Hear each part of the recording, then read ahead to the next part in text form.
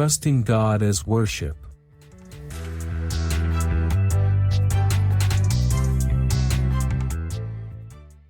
Proverbs chapter 3 verse 5. Trust in the Lord with all your heart, and lean not on your own understanding. Mga Kawikaan, Kabanata 3, Talata 5. Sa Panginoon ay buong puso kang magtiwala, at huwag kang manalig sa sarili mong pangunawa. Trusting God is an act of worship, because it places our confidence in His character, rather than our own control. Kapag pinipili nating magtiwala sa Kanya, ipinapahayag natin na Siya ang Diyos at tayo ay Kanyang minamahal na mga anak.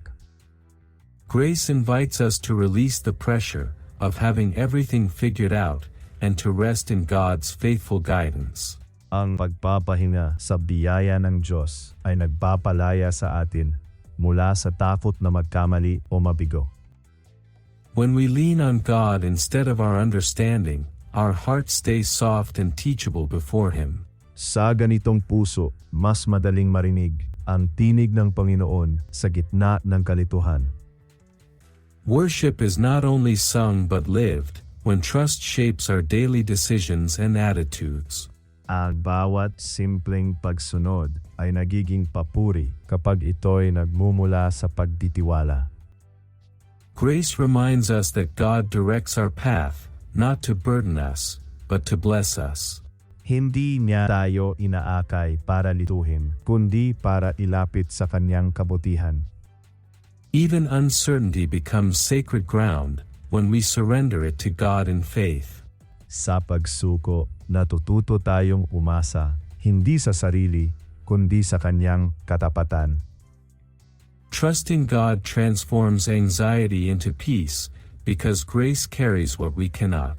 Kapag ibinibigay natin ang bigat sa Diyos, pinapalitan niya ito ng tapanatagan.